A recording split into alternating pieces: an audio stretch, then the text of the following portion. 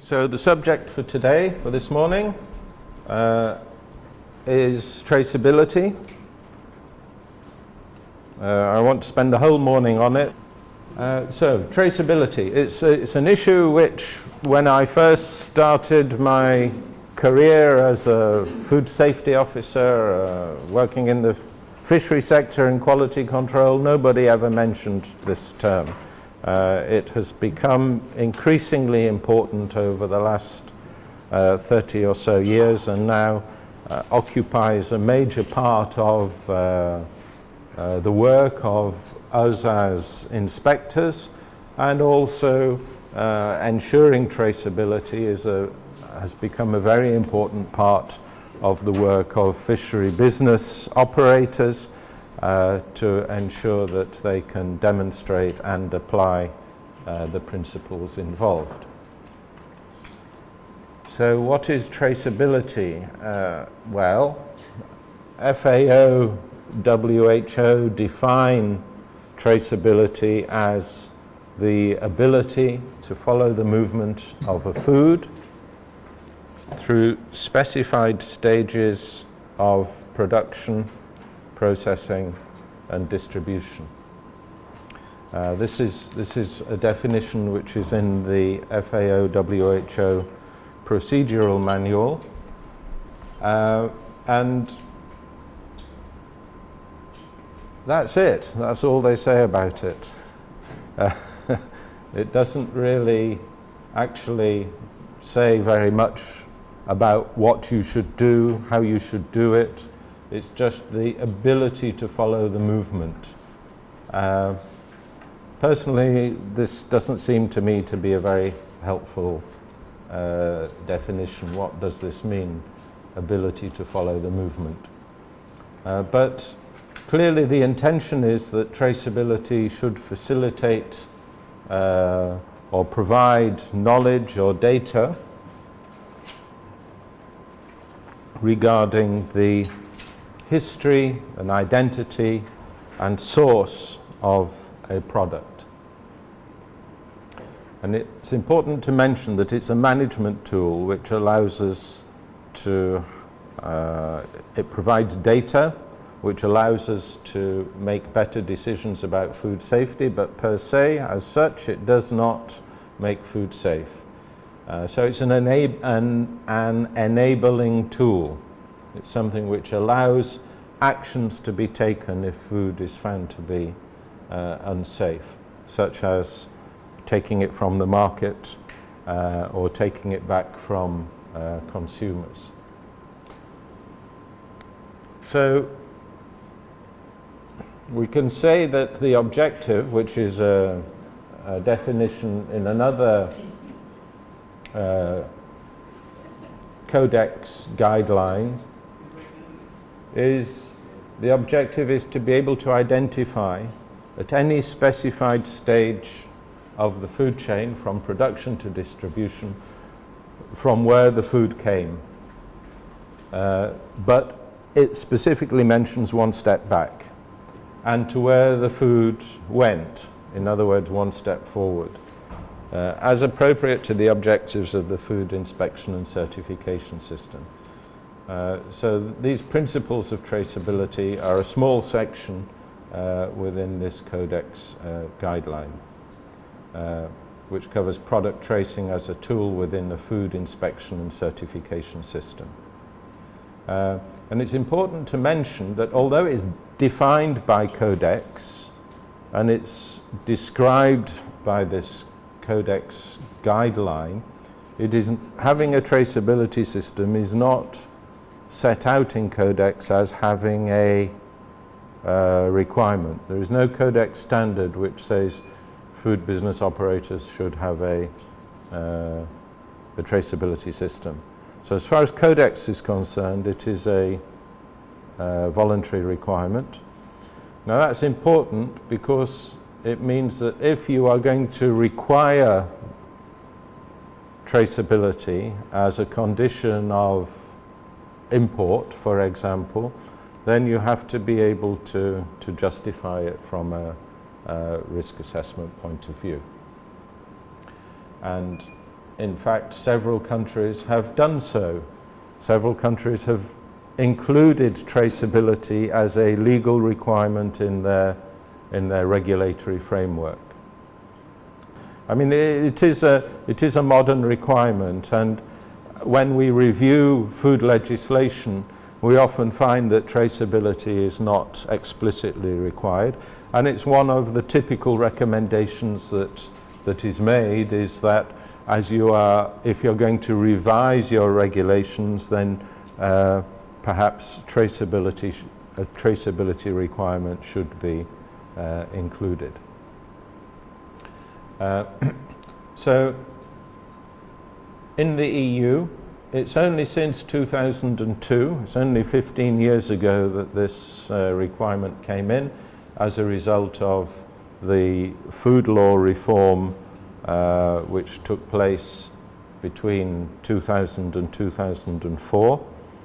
You'll be aware, many of you who've been in this business for a while, that before 2000 we had a whole series of vertical directives. In the fishery sector we had a fish hygiene directive, we had a poultry hygiene directive, we had a meat hygiene directive, we had a dairy hygiene directive. And there were two things wrong with these pieces of legislation in the EU. One is that they were directives and not regulations. And the difference is important in EU law because a directive is an instruction from the European Union to a member state to pass legislation which has a certain effect. So then it's up to the member state to read the directive and write their own legislation.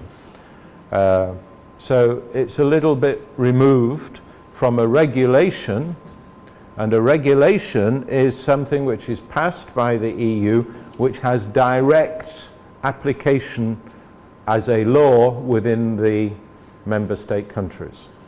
So regulations have a much more powerful and direct effect than directives. That was one thing that was wrong with the old system. And the other thing was, as you can see, we had silo systems. We had a system for fish, we had a system for dairy, a system for poultry, and these were not necessarily harmonized between them. So one of the consequences of a few major food safety problems which arose during the 1990s in the EU, notably things like mad cow disease, contamination of vegetable oils with dioxins, and several other incidents, was a major reform of food safety. And there was a white paper published in 2000, and this led then to the adoption of this regulation 178/2002, laying down the general principles and requirements of food law. And then this was followed in 2004 by what we call the food hygiene package. And these will be the regulations which you're all familiar with: 852, 853, 854, 2004, and 882 on official controls. But this is one which doesn't perhaps directly concern countries which are exporting, because it really just sets the framework for the EU. But the reason why I'm mentioning it is that it is a very useful piece of legislation. It's a great piece of food law which has a lot of examples and models which could be applicable in other countries. And when we, for example, as a company, are asked as consultants to go and advise or help different countries prepare or revise their food safety legislation, this is the source document which we use for reference. But this Regulation 178, because many of the food safety problems such as mad cow disease, such as dioxin, they were studied as cases, and it was realized that in both of those cases, which were major food safety issues, what was missing was traceability. That sometimes it was not possible to identify the source of the food which caused the food safety problem. That they could, identify that a piece of meat came from one particular butcher, and maybe that butcher could say, yes, it came from this distributor. But the distributor was not able to say which slaughterhouse it came from or identify which herd of cows that meat came from. So we saw that there were failures in identifying the sources of food safety problems linked to lack of knowledge about the origin. And this was what led to the introduction of a requirement for traceability in EU food law. And so we see in this regulation a requirement, a definition of traceability and a requirement of traceability applied to food business operators. And that requirement is expressed thus: food, feed, food-producing animals, and any other substance intended to be or expected to be incorporated into a food or feed shall be established, traceability shall be established at all stages of production, processing and distribution.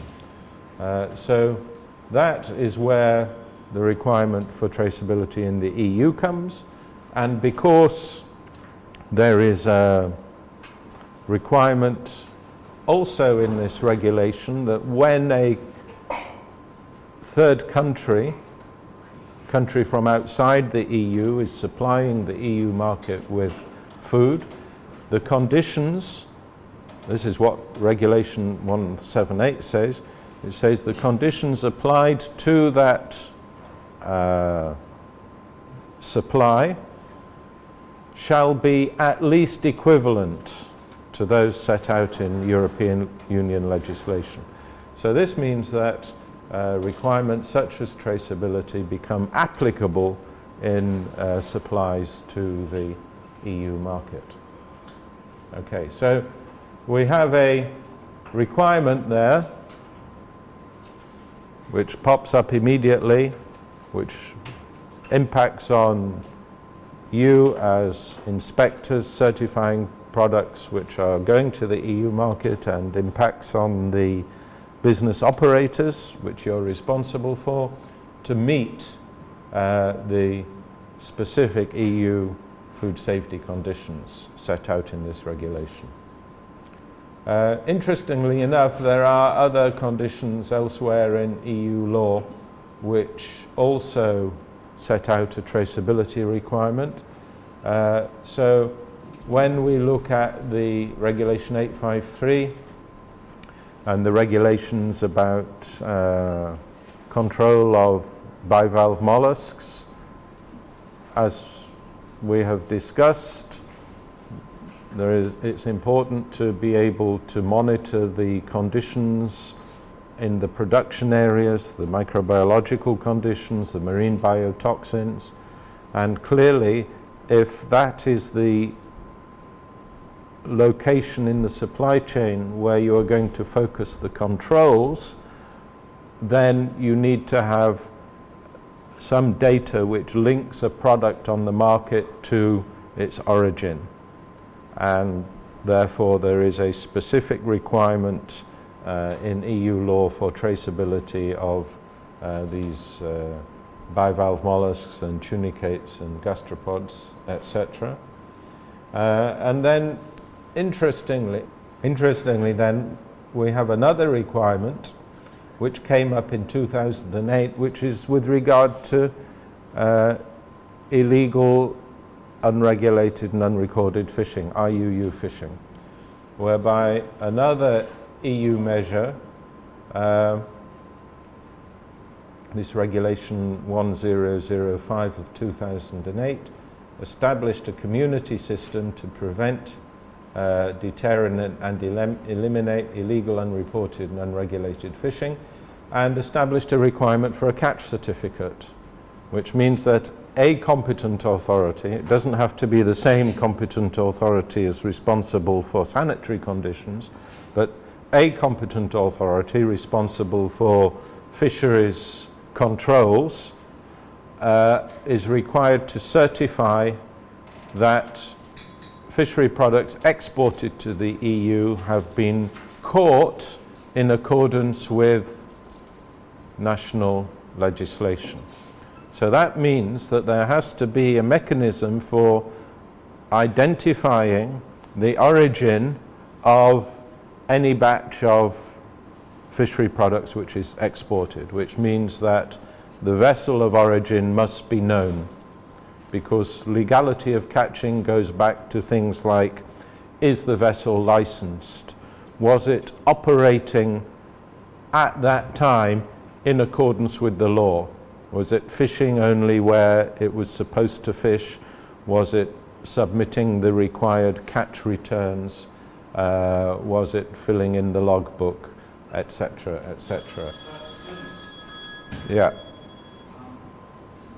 Actually, I learned from them there are even regional member states who are even now requesting catch certificates even for regional trade. Within CARICOM and the OECS. Because recently St. Kitts started requesting from us. We do. Oh, really? Yeah, St. Kitts. But I mean, I'm so friendly with many of them, so I got this number of where of the reason behind it, because St. Kitts now I think is trying to get in line with EU and get EU certification. So as part of the demand from the EU, maybe they are trying to demonstrate that they are doing good practice and also requesting it from other member states. But I found at first, the very first, I found it was extremely strange that a fellow member state was requesting a catch certificate for a regional product. But since then, I've come to understand maybe the reasoning behind it. Well, it is a sovereign right of any country to decide that it doesn't want illegally caught fish to be imported and to put in measures for that. So that's something that's for the government of any particular country to decide. But also bear in mind that, and this is where all of these things get rather complicated, the global fish trade is not simply a matter of you have some fishing boats, they land some fish, and then you export it to a country. Or you process it and export it to a country. That processing operation will receive supplies from many other countries and then export it to several of its markets. So if you take a country like Thailand, for example, it exports, I don't know, $1.5 billion worth of fish a year, but it only catches and produces itself about a third of that quantity. Everything else it buys on the international market. So that means that if you have a country which has a processing industry which is sourcing raw materials globally, and this particularly applies if you have a canning industry, then you have to take care that everything that you buy, that you are then subsequently going to export to other markets, everything you buy has to also comply with the requirements of those markets, right? So that means if, for example, you have a tuna cannery operation in your country, you may have some of your nationally flagged vessels which are landing material into that cannery. You may also have some foreign flagged vessels which are landing material directly into that cannery. But they are not subject to your sanitary control or subject to your IUU controls. It is the flag state that is responsible for the IUU controls, and it is the flag state which is responsible for the sanitary controls. So you have to have some relationship between the sanitary and fisheries authorities of the port state and the sanitary and fishery authorities of the flag state, so that you may request, or you may, when that foreign vessel lands fish, you would then expect it to bring a certificate from its flag state fisheries authority to say that the IUU conditions had been met.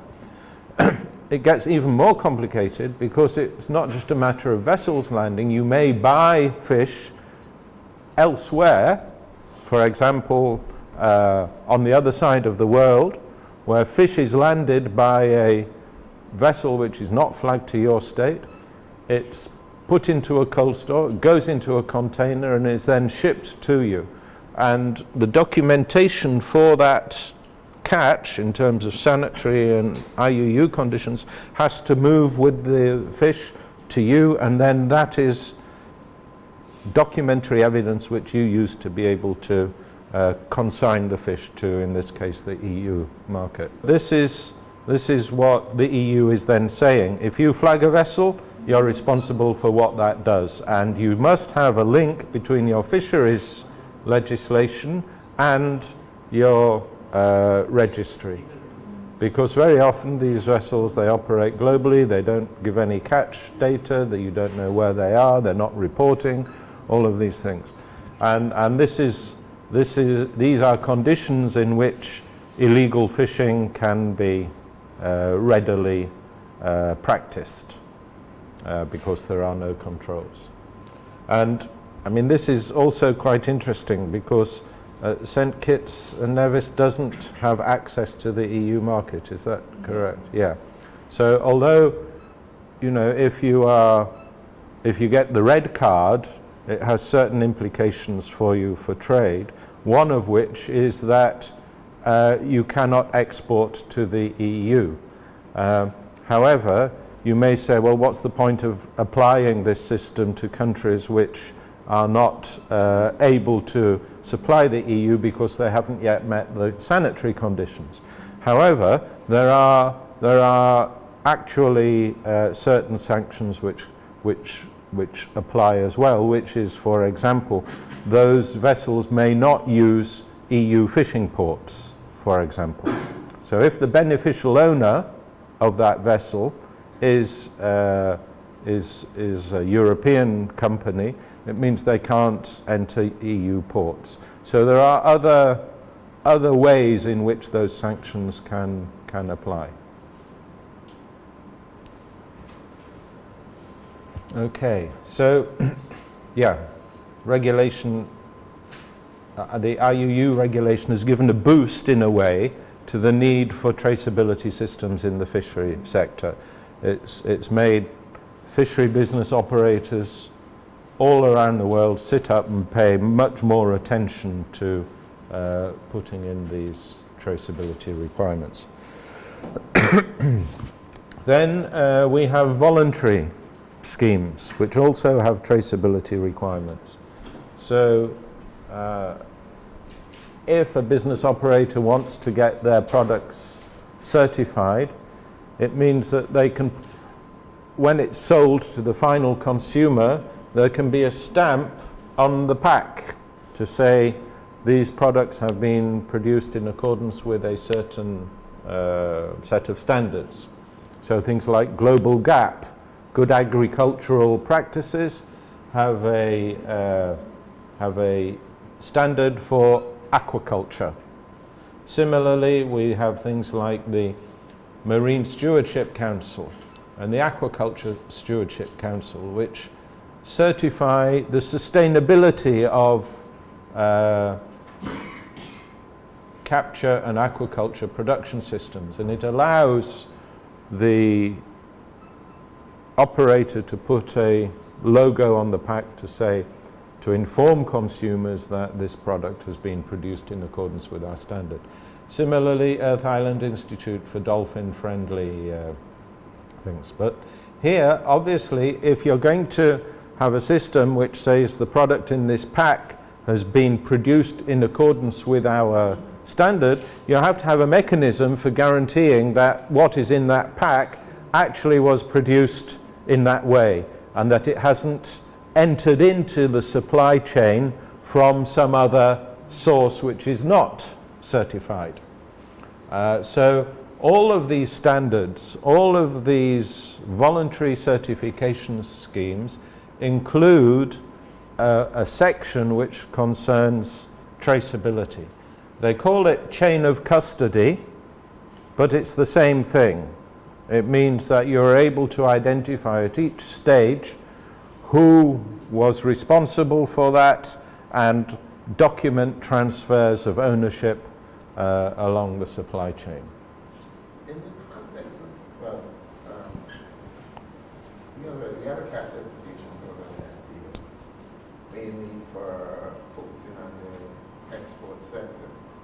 And we've been looking at the possibility of actually making it broad across the board. The issue has always been the actual nature of the fisheries doesn't lend to that type of activity. You have a lot of small retailers. You also have fishers who sell directly to the consumer. So identify who each person that you sell to, in which you have basically a cash economy. You give me your money, I give you the fish. Yeah. It's extremely difficult. It is. And I think we have to be realistic. There has to be, some kind of condition or criteria for a CAT certification program. If you sell X, if you wholesale this amount, something along those lines, because it's ridiculous to actually try and transfer that.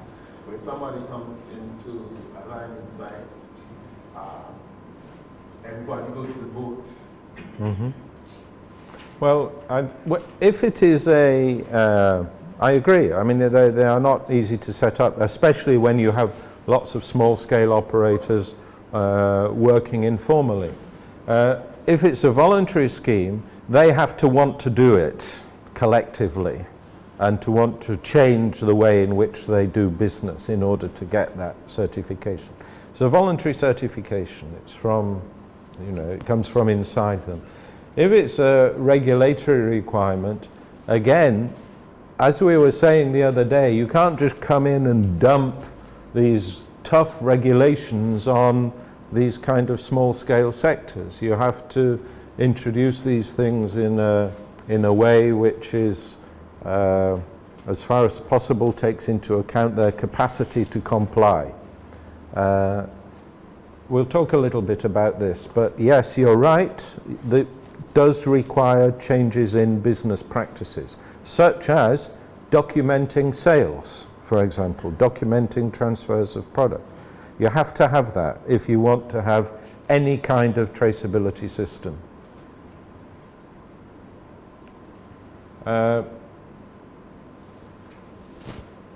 So as well as all of these regulatory or system things, Stella. Yeah.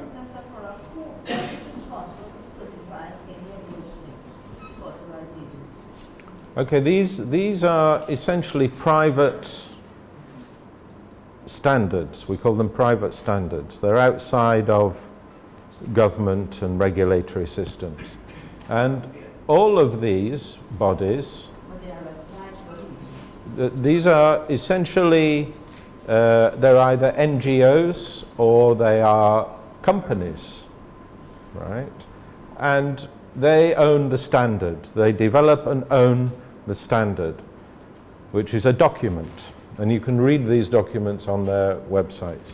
And then what they do is they have conditions so that other private sector businesses can certify according to their standard. So for example, Megapeshka, if we wanted, we don't, but if we wanted, we could become a certifying body for the Aquaculture Stewardship Council.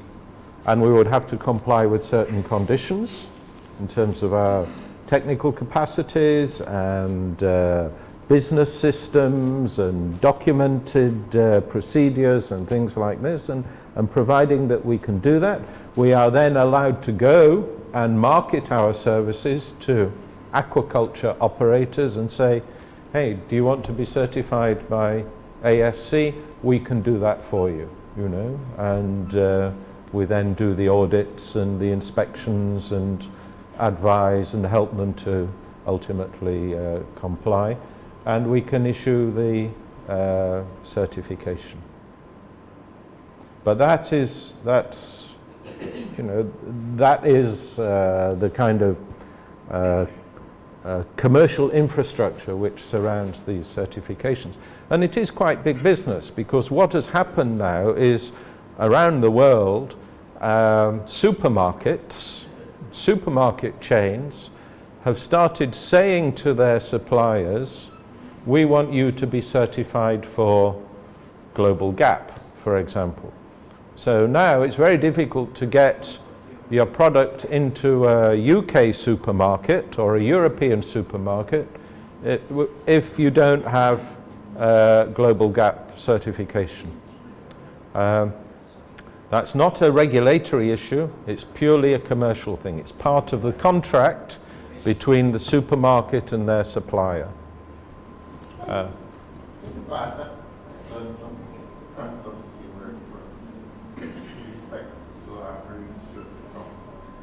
when I sit down and think about it, particularly when it comes to small-scale fisheries, I don't think the approach is appropriate. Mm-hmm. Right. I find it places a heavy burden on them. They say, well, if you get certified, you can get a better premium for your product.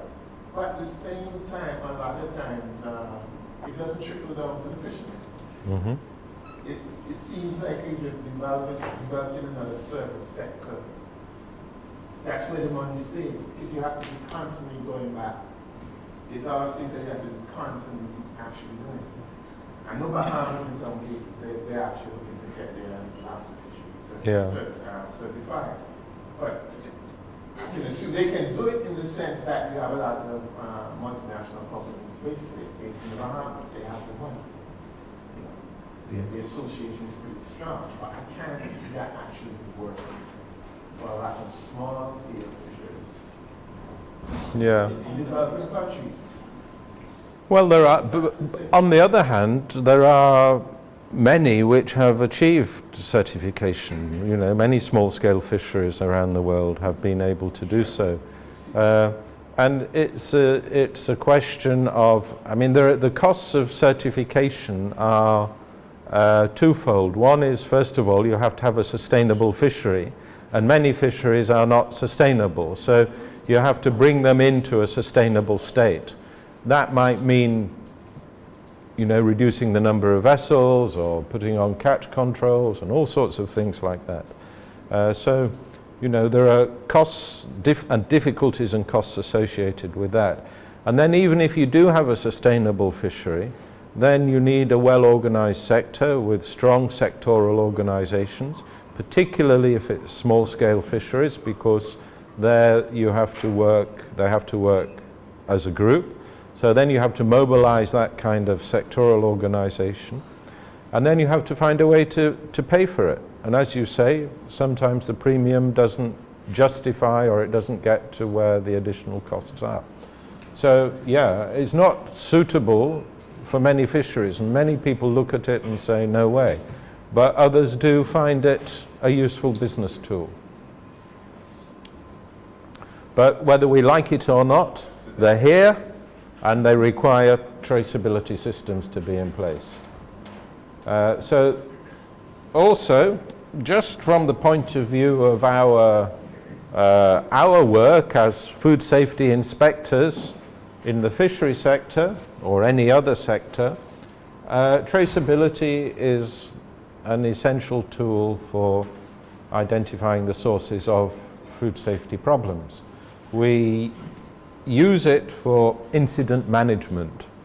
So when we receive that call, hopefully from the Ministry of Health, to say we have an outbreak of some foodborne illnesses amongst a group of consumers, and we suspect that the food which is implicated is a fishery product. Could you come and advise us on what's required? And therefore, of course, you start to trace that item of food back through the supply chain to try and identify where it came from, and hopefully remove any similar products from the market. We also need it when we are following up the results of residue monitoring programs, because you remember yesterday we were talking about monitoring as a tool to tell us whether or not the food safety control system was working effectively. So if you find a situation in which your residue monitoring results indicate a non-compliant product, it's not enough just to say, oh, the product was non-compliant, something's gone wrong. You need to know what went wrong and why and how, and understand it to be able to complete that feedback loop and modify your control system.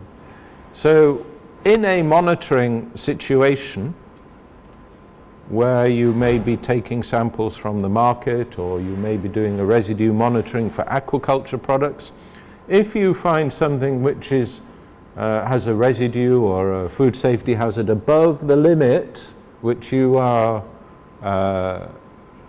you're applying, then you need to follow that back through the supply chain and find out why. What went wrong?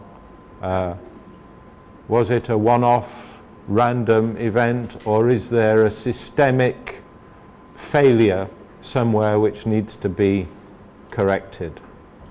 And that is therefore another reason for traceability, so that we can use the data generated by our monitoring activities to maximum effect. Okay? So follow-up of results from residue monitoring. And essentially risk management in the application of our farm-to-fork controls. We need to be able to identify where in the supply chain we should be focusing our controls.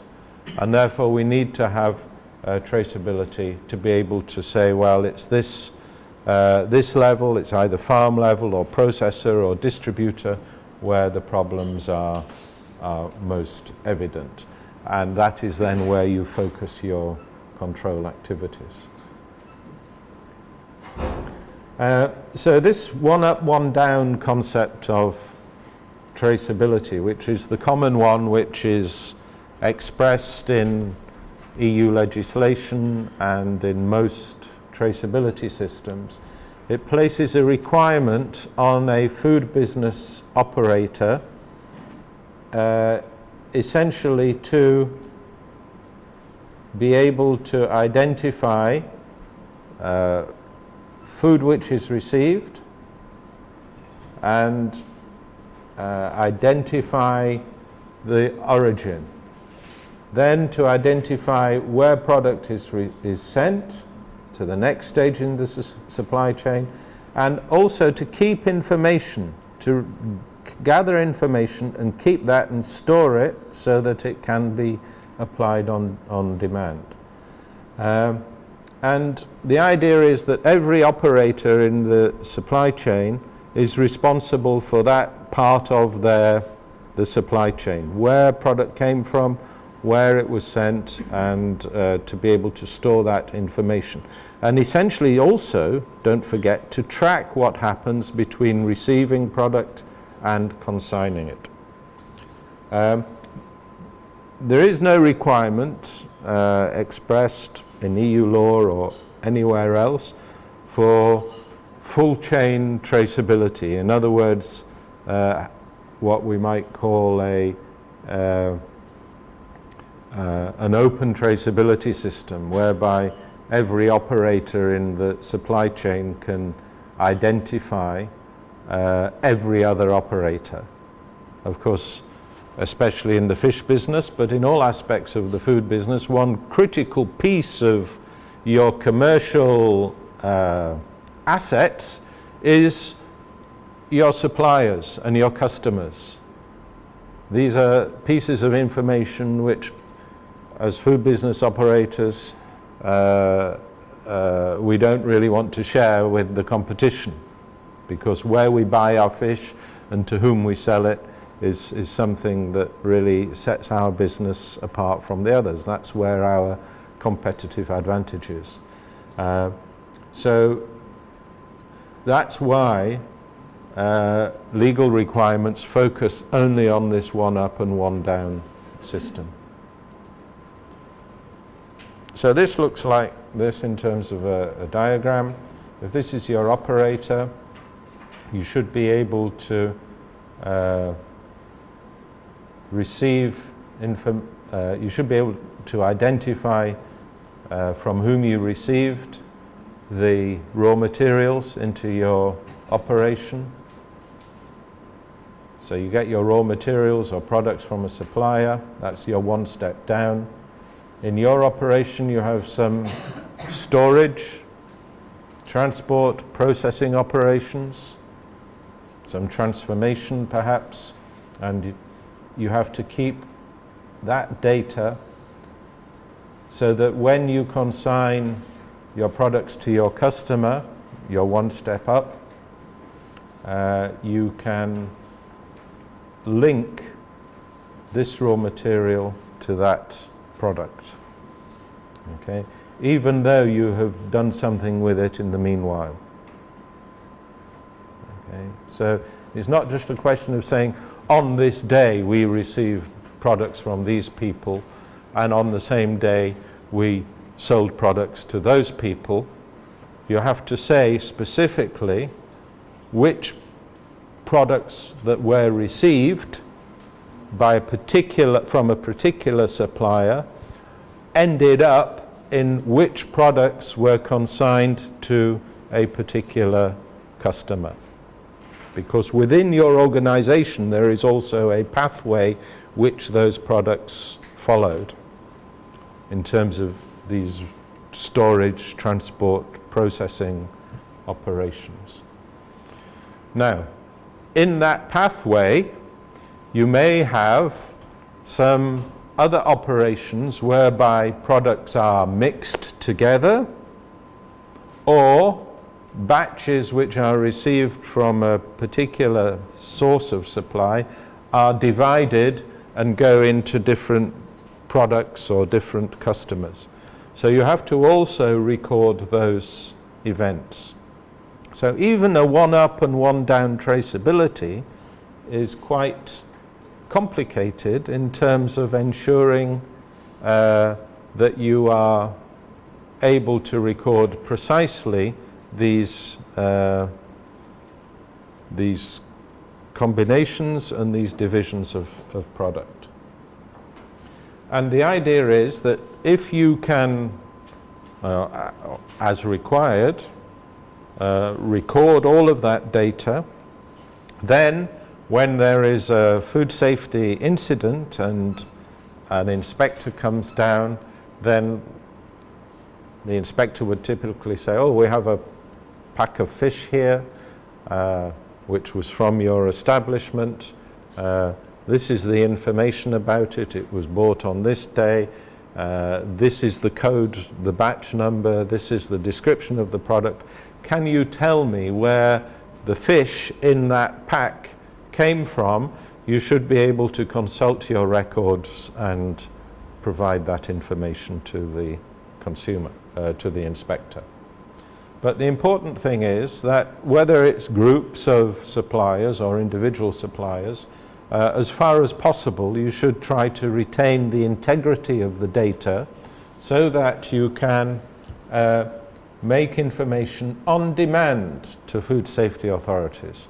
So there is no requirement to provide all the data to competent authorities on a routine basis. There's no requirement for the competent authorities to have that data. We have seen in some situations that competent authorities have tried to require every single transaction not only to be recorded but to be transmitted to them. But this, of course, is a very impractical solution. The volume of data is too much. So the point is that that data is collected and it is retained by the business operator. But it is available on demand when we as inspectors need it to be able to trace a food safety problem back to its origin. So how does this work, and why does this give us such a powerful tool in terms of food safety management? Well, if we have a raw material supplier and that supplier puts product into a supply chain, a processor, exporter, importer, wholesaler, and ultimately to a caterer. If here there is a food safety concern, incident, which is caused by a failure of a food safety system at the level of this supplier, what can we do? Well, we can trace back. Because there is traceability at each level of the supply chain, the caterer says, oh, I got the product from this wholesaler. Wholesaler says, we got it from the importer. Importer says, we got it from that factory in the exporting country. That exporter says, well, we got it from this processor, and the processor says, well, it was from this fishing vessel. All right? So we can go back to the fishing vessel or to the supplier and determine what the food safety failure was. And that's great, because at that level we can correct what caused the food safety failure. However, there are other things that are of concern, because that raw material supplier may have, in the meanwhile, have been supplying other supply chains with products which were similarly affected with that food safety problem. So it could be that some of the product which was identified here has also gone into other supply chains. So other caterers are going to have that problem. And therefore we use traceability as well to trace forward. So we have a trace back to the problem, and then we ask the question, which other products may have been affected by that problem, and where are they now? And how can we take them from the market? And so you have this trace forward, which allows you to go to every member of this supply chain and say, hey, if you've got any of this product produced by this raw material supplier on this day or that day, subject to these codes and so on, if you have any, don't sell it, withdraw it, send it back to the supplier. So ultimately you can even get down to the level of the caterer, and any products which are similarly affected can be withdrawn from the market. And this is where the real power of traceability comes in. It is allowing us to get back to the source of food safety issues and then remove from the market products which are similarly affected. And a lot of work of modern food inspectors is in these kind of activities.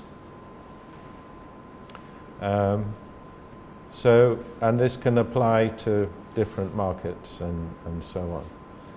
And this is why traceability is such a powerful tool, and why it can be used to ensure directly safer food. So it's not a matter of just prosecuting people for failures, it's also a matter of getting unsafe food off the market. Question. Yes, Ian. How do hotels actually fit into the system? Because I'm assuming that sometimes they buy a large volume and they might do some level Yeah. of processing. So is there like a definition or criteria of what a processor is? No, there isn't. All there is a supply chain of buyers and sellers. It doesn't matter what they're doing. And in practice, now in the EU, this mostly works by voluntary measures. Okay? So if a company is producing foods and consigning them to the market via wholesalers and distributors and supermarkets and so on, and then subsequently they find somebody says, hey, there's something wrong with this. They say, yeah, you're right, there is something wrong with it.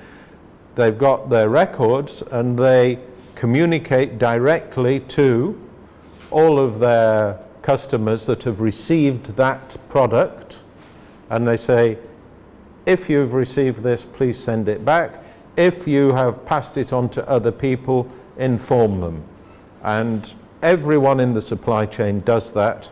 And there is of course, there's a financial penalty on the food business operator. It means that this raw material, when they do a trace forward and a withdrawal, anyone who has this product sends it back to who supplied it to them and gets a credit note.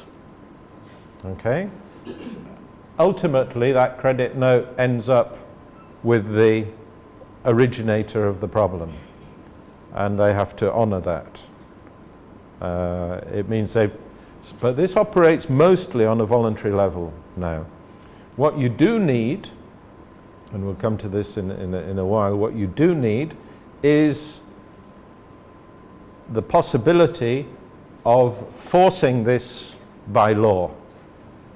So that if this raw material supplier says, no, I'm not going to issue a recall because it's going to be too expensive for me, you can force him to do it by law and issue a withdrawal notice for a certain product, so that if the business operator does not comply, you can then fine them or prosecute them, or, you have to have a legal means of forcing this to happen as well. So modern food laws should also have, as well as the traceability requirement, they should also include these tools of withdrawal notices. And it can get complicated. So if you look at this farmed fish supply chain, supply chains are not quite as simple as this straight up and down. They're complicated things. So in farmed fish we have fishermen maybe supplying trash fish, we have agricultural feed suppliers and millers, fish meal factories supplying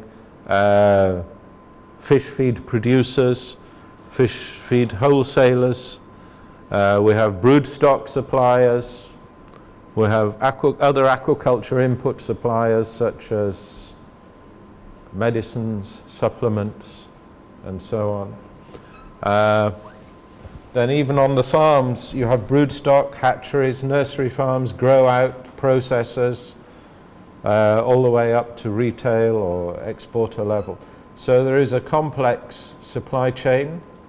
Similarly for capture fisheries, it's not always straightforward. Fish can move around an awful lot, change hands several times between different traders before it reaches the the customer. But they do tend to be somewhat simpler in terms of their structure. However, bear in mind that both of these supply chains can be globalized, in that fish may be processed and reprocessed frozen in one place, undergo a secondary processing in another place, tertiary processing in another place. So, for example, nowadays, I live in Portugal. Our national dish is salt cod. It's also a very important dish in this region. A lot of the cod which enters the fish salting business is caught by Russian vessels operating in the Barents Sea, north of Norway. It's frozen on board. It is discharged into reefer vessels or to containers, and it is shipped to China, where it is thawed out and processed into wet salted cod. There it is split and salted and so on. Then it's shipped by container to Portugal, where it enters another processor who finishes the drying off into the hard product. And then it comes onto the market and may at that point be exported to this region. You know, so there you have a supply chain which is global and rather complicated to maintain traceability across all of those transactions, but not impossible, and it can be done and should be done.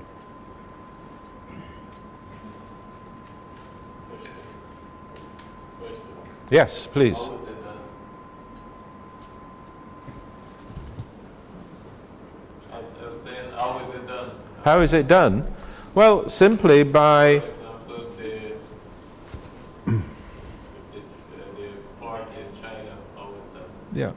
Well, they receive I mean, this is also, if it's coming onto the EU market, has to come with the IUU certificate as well as maintaining the sanitary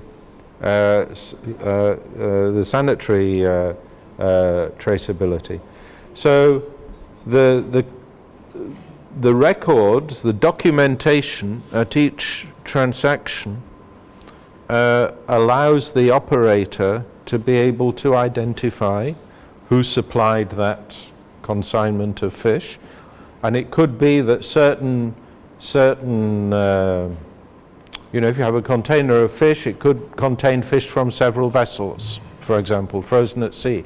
But there should be sufficient data marked on the boxes and the documentation for the owner of that container of fish to be able to identify the origin. And that should be done at each stage of the process.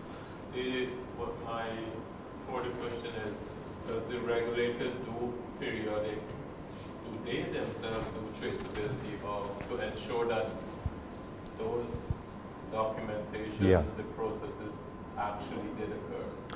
Yeah, that is something we'll come to, but one of the things we do now as inspectors is we should be checking on the traceability systems of the business operators we are authorizing and challenging their traceability system to demonstrate that they can identify their suppliers. And if they cannot, this is why you need a traceability requirement in your legislation, you see, because then if they cannot demonstrate that they can show who their suppliers are, you can take action to require them to do so. What we don't do is that whole chain traceability. I mean, that's quite difficult because there are jurisdictional issues, because in that supply chain I've just described, the trawler is a Russian flagged vessel, and there its traceability is subject to the requirements of the Russian competent authority. When it's consigned to China, then and being processed in a Chinese factory, that is the responsibility of the Chinese competent authority, and so on. So the hope is that all competent authorities do their job effectively and ensure that business operators working under their jurisdiction have in place these requirements. That's the theory. That's the theory. Yeah, the reality is sometimes very difficult and as food safety incidents constantly show, these systems break down. The latest one was the melamine in the milk, in the dairy powders from China. At the end of the day, it was very difficult to identify which factories, which dairy herds, which milk powder producers were actually the culprits of this, because it all got mixed up and nobody could actually identify the origin of the problem. We did a lot of work in Pakistan, and Pakistan was delisted for many, many years between, I think, 2005 and 2014-15. And the reason for the delisting was that whilst there were a few vessels which were inspected, and there was a part of the landing site which was up to EU standards, the processors were just buying fish from all over the place and packing it and consigning it to the EU without any guarantees that the vessels and the landing stages were subject to any form of control. And DG Sante just said, well, you know, if you can't guarantee it, then you know, forget it, and put them on the list.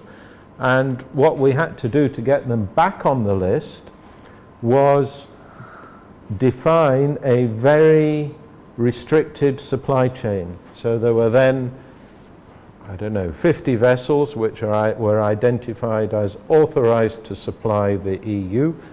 They could only land in one place, and that there were only, I think in the end we had just 2 processors which were authorized to buy those from that one place and process them in a special processing line.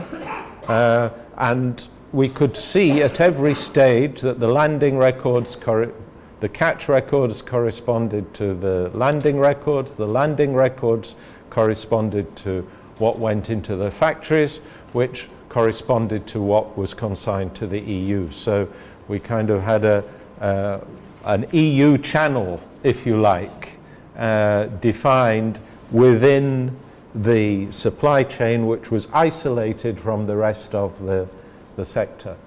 And this was the only way that ultimately the Commission was willing to open access again to the market. So yeah, you have to take care that non-authorized product does not filter into your supply chain. Because the classic one is, when a country gets on the list, it's been forced to decide which processors can supply the EU and get approved and which are not. And there's always ones which are not approved. So what immediately happens is the ones which are not approved knock on the door of the ones which are approved and say, hey, will you market my product for me and I'll give you a couple of % of margin. You know, here's the product, these are the customers, just run it through your channel. And this is a very, very typical reaction, which I'm sure we've all seen as inspectors. And this is something which the EU is very aware that it happens. To have an effective traceability system, conversely, what things do we need to be looking for as inspectors when we are checking to see whether a traceability system is in place? The operator should have a list of suppliers. You must know who your suppliers are. They should be able to provide a list. Now, whether this is individual fishing vessels or whether it's groups of fishing vessels or whether it's the landing sites where those vessels are operating, it's okay. You have to be practical about this. You cannot resolve all your traceability system down to individual units in some cases when they are very small and there are lots of them. But in some way they have to define their system of inputs. There is a need for a procedure when the raw material is received, so that there is a record kept when raw material is received of the supplier. Who is it coming from? And then if your supplier is providing you with any information, for example, that supplier's own batch code, you need to record that as well. And very often you would put your own coding system as well to be able to keep track of that through your process. Now, because you may be receiving, as is often the case, supplies from several different suppliers, raw material from several different suppliers, if you're going to have traceability, ultimately you have to keep batches separate which come from different raw material suppliers. So you need some system for separating batches throughout the process flow to retain the integrity of the data which you receive at reception. So it's no good recording your suppliers and then mixing all the product together and not being able to link what is in a final product with what raw material came in. So you need to have some system within the establishment or within the warehouse or the cold store, whatever it is, to be able to link what comes in and what goes out. And the only way you can do that is by keeping things separate, not necessarily physically separate, but separate in terms of data attached to products throughout the process. And then when the product is finally finished and packed, some system of coding to be able to identify it subsequently and link it to the data which you have collected. And then to make a record of to whom that product with its associated codes is consigned. So you say these products with these codes were sent to this customer. And then surrounding all of this, you need to have a data system for recording in a coherent way and storing that data, but also for retrieving the data. And you may need to retrieve data in different ways. You may need to retrieve data relating to batch codes. You may need to retrieve data relating to products, relating to days or dates, or relating to a particular supplier or a particular customer. So you need a filing system which allows you to query that data according to different variables. So it has to be cross-referenced. And of course, putting this on a computer makes things so much easier to be able to do that, but it doesn't have to be an electronic system. It can be a paper-based system. But these are the key elements that you would be looking for to assess whether somebody has in place a traceability system. And if they have any of these elements missing, then you need to question whether they have an effective system in place. Dr. Michael, is there any regulation that says how long you should keep your information for? Yeah, I put here minimum period. No, there isn't. This is not, it's not, in the EU there's no requirement. It doesn't say how long it should be kept for. But there is you have to relate this to the shelf life of the products you're dealing with. So if it's a long shelf life product, if it's a canned product, which could be around for many years, you have to keep the data for a commensurate period. If it's a fresh fish fillet, well, it's not going to be around for so long. You know, it's either going to go bad or be consumed. So you could perhaps keep it for less, 3 months or 6 months. Yeah, Ernie. What seems to be difficult, I guess, for smaller vessels as well in the region, I think it's on the, if I remember correctly, on the FDA regulations, especially in connection with toxins, seafood toxins, the catch, traceability for the catch. Mhm. They ask you to have catches with fishery catches separated depending on where you are harvesting from. In terms of marking for various the DNS and those kind of toxins, they ask you for if you can separate the cartridges so for traceability.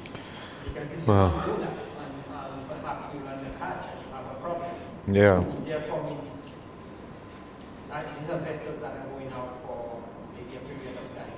It therefore means everything you have most likely might be discarded, whereas a particular catch that was harvested in a particular area.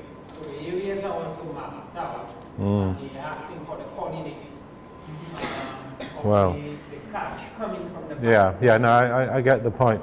And particularly with hazards that have these spatial limitations, like ciguatera or something like this. There is nothing you can do Yeah. to eliminate those hazards, but rather to Yeah. retrieve the Ideally, of course, that data would be available. But, you know, it's actually rather difficult, especially if a small fisherman one day is fishing in one place, another day another place. You know, and a small fisherman will not be writing down his position on a daily basis. I mean, he will have certain favorite fishing spots, for sure, but yeah, it's quite difficult. If there is a specific problem, then it might be necessary to try to do something. Certainly larger vessels now are carrying satellite positioning systems, and it's not so much of a big deal. Yeah, Katrina.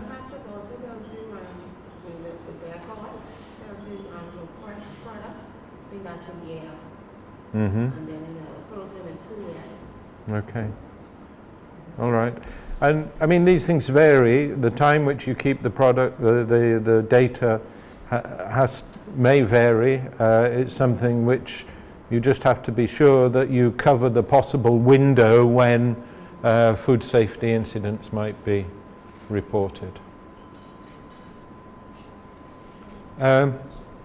Batch integrity is an important part of this system. The idea being that as far as possible, when a batch of fish is received by the business operator, that you try to keep that batch together as far as possible. So if you have a choice of using all of that fish from one batch within a single final product, well, you do so rather than dividing it between several batches. But of course, we have to recognize that fishery business operators, food businesses, combine raw materials to make a final product, as well as dividing those raw materials between different products which they may be making. And this is a normal part of the operation of a food business. So you may receive a batch of fish, some of it goes into your filleting line to produce fillets, some of it might go according to quality or size criteria to another process, maybe for canning or for smoking or something like that.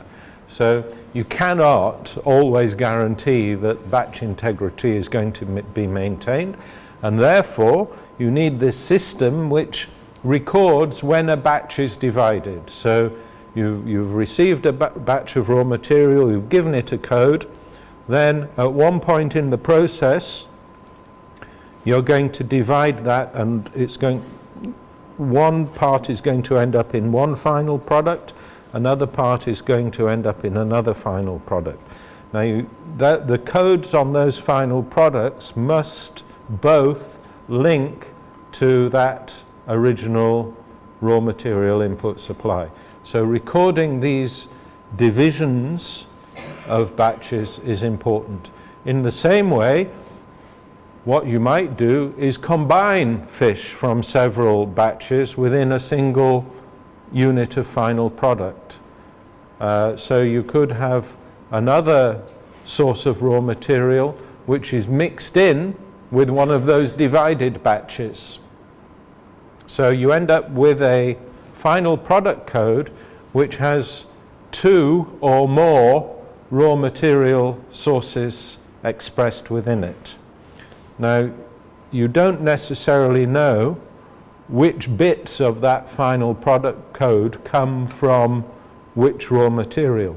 That's okay, because it's mixed up in some way, like this surimi process which I mentioned.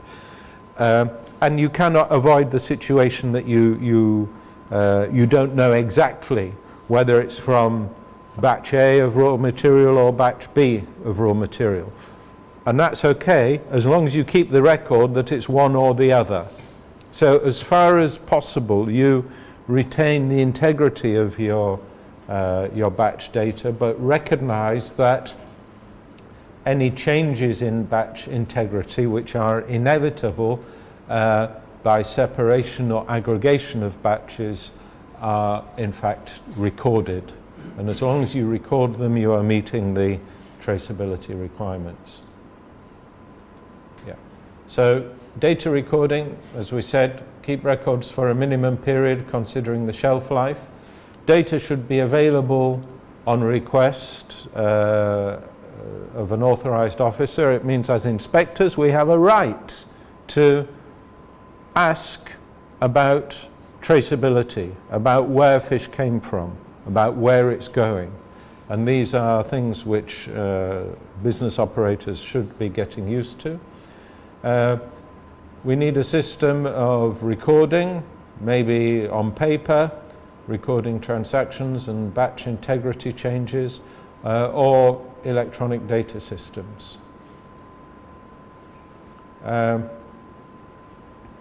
Okay, then there is another aspect to this, which is when I have received fish from another business operator, that product, ideally, if that operator has in place an effective traceability system, there should be a batch code on that final product, right?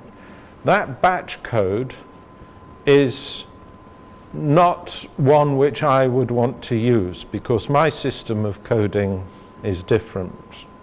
So, but what I need to record is that batch code, because that is the information which, if I need to refer back to that supplier, for example in the case of a traceback situation with a food safety incident, I need to be able to quote that code to that supplier, because he may on a certain day have supplied me with a range of products with a range of different codes. So it's not good enough just to say, oh yeah, this tuna you supplied to me on the 7th of December 2016, because maybe there were several batches of tuna, each one differentiated by a separate code.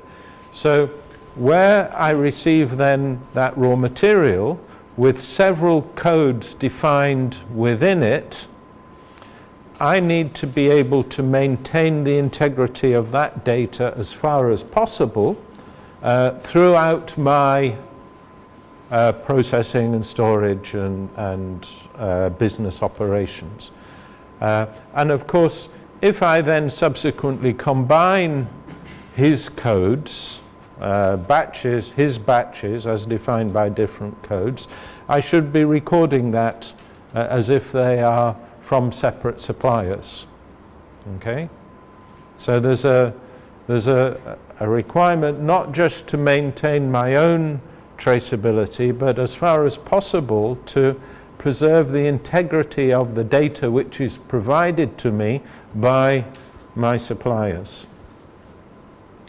So ensure that process management and record keeping retains, as far as is reasonably practicable, the integrity of information which is passed to the operator by the supplier. And then in the same way, that when I consign products to my customers, I will be consigning maybe several batch codes to a single consumer, and pass along information to them to make sure that those batch codes are clearly indicated so that they can also perform in the same way to maintain the integrity of that data.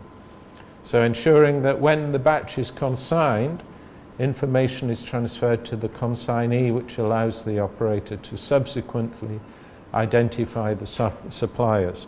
So within those batch codes, I have put on my final product, I'm able to identify which of the original raw material batch codes are within each of the codes which I subsequently pass to my customer.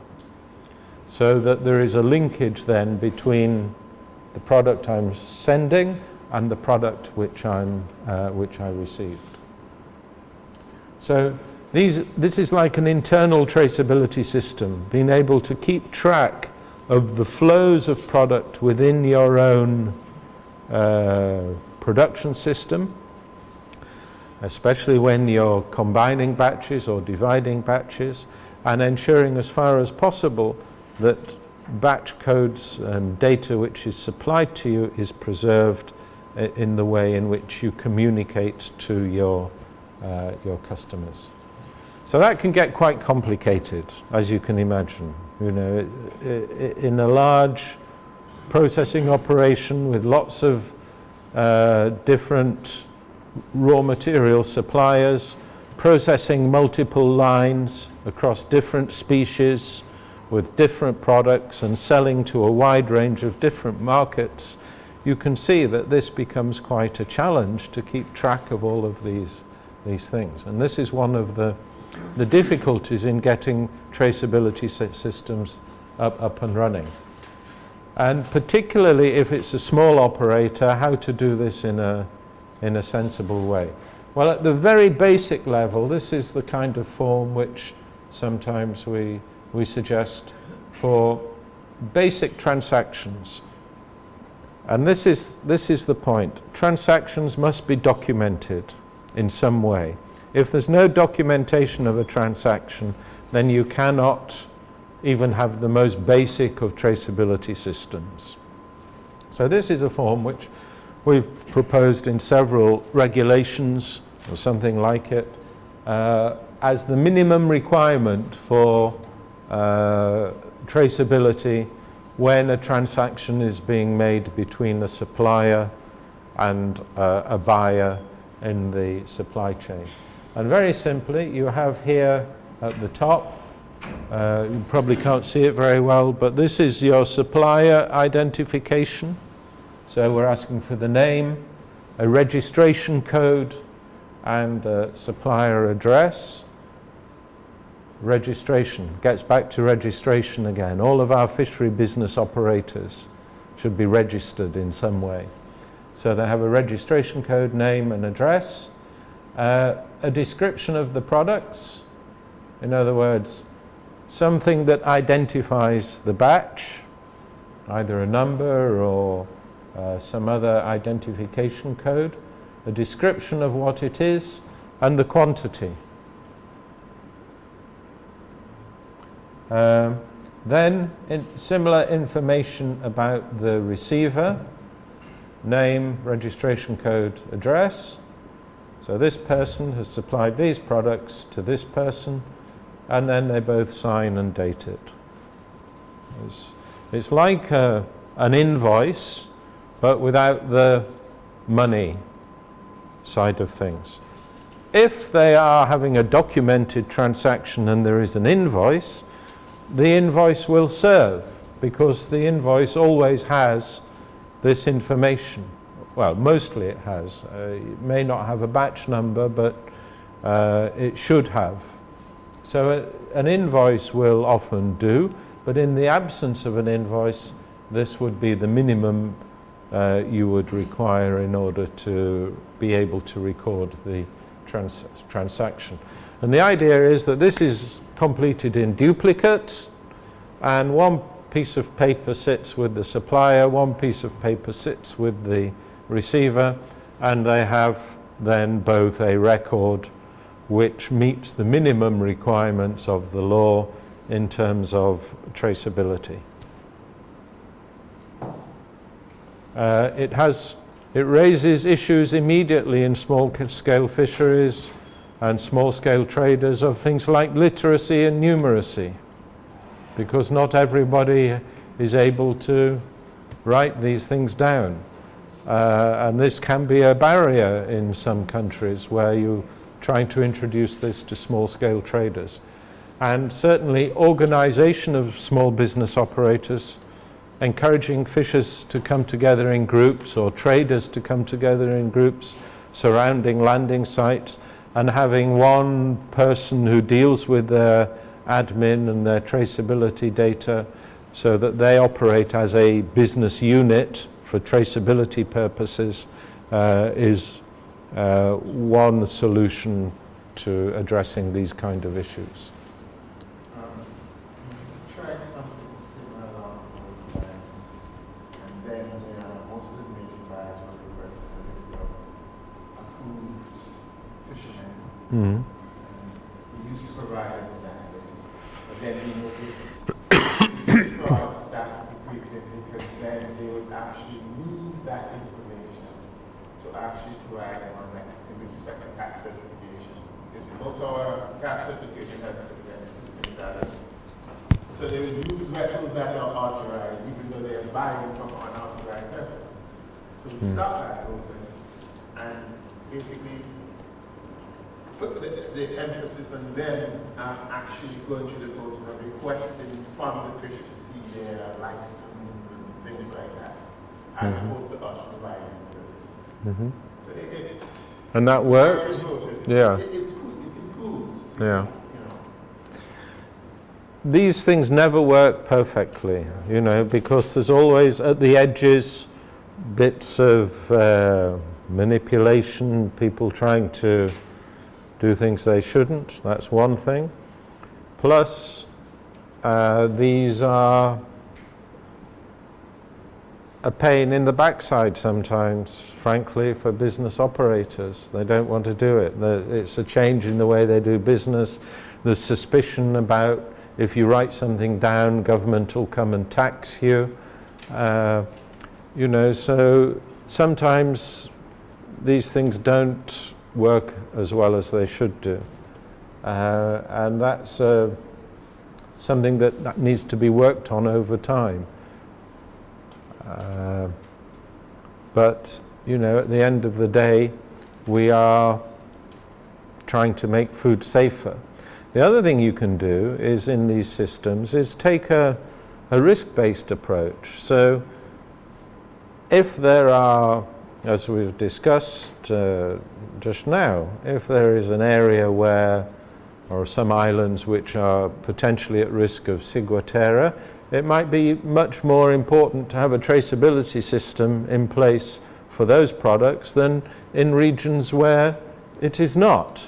Similarly, if you're dealing with things like bivalve mollusks or gastropod mollusks, which have these potential marine biotoxin issues, you might want to have a better traceability system on those business operators involved with those products.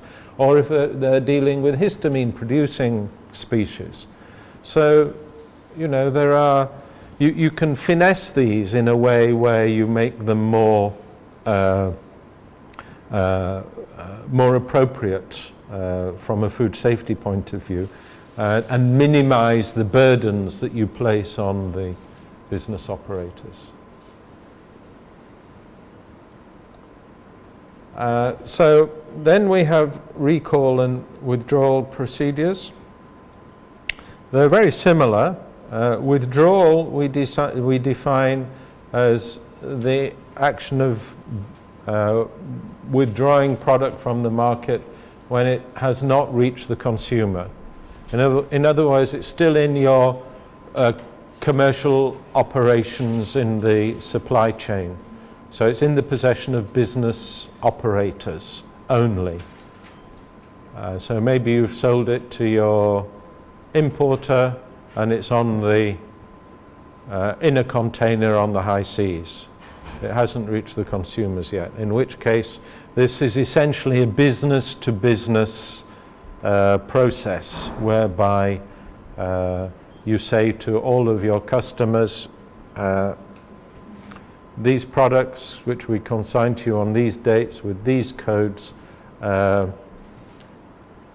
either withdraw them and destroy them or send them back to us for reprocessing or whatever. In all cases, of course, there is a financial cost to the consignor, but this is preferable to the consequences of that product reaching the market. If it has reached the market, if consumers have already bought this, it is possible that they have bought it and not yet consumed it. So the recall is a much more profound exercise in that you have to then invest in a public information campaign to reach the consumers, so that if this is sitting on my cupboard shelf, I'm given information that certain products with certain codes should not be eaten and I should take them back to where I bought them for a refund. So that is the difference between a withdrawal and a recall. And the idea is that the business operator should possess a written plan to say how these exercises are going to be conducted and implemented. And the plans should set out clearly the steps that need to be taken, who is responsible, what are the procedures to be followed, and what should be done with the products which are subject to a recall. And so we can usually indicate in the legislation that there is a duty on the fishery business operator to implement a recall or a withdrawal, and these can be voluntary. Ideally they are voluntary. When somebody realizes, oh, we've consigned something to our customer that doesn't meet requirements, let's communicate with them and get it back as a responsible business operator. Or on request of the competent authority. In other words, if you as inspectors, as competent authorities, see something that is incorrect and the product has been consigned, you can either request or use your authorities, if you're given these powers in your legislation, to force a withdrawal or recall action. Of course, giving the reasons and scope of the procedure. So you have to be precise about that. And informal versus formal procedures. Yeah, there has to be ultimately a sanctionable procedure for requiring withdrawal from these from the market.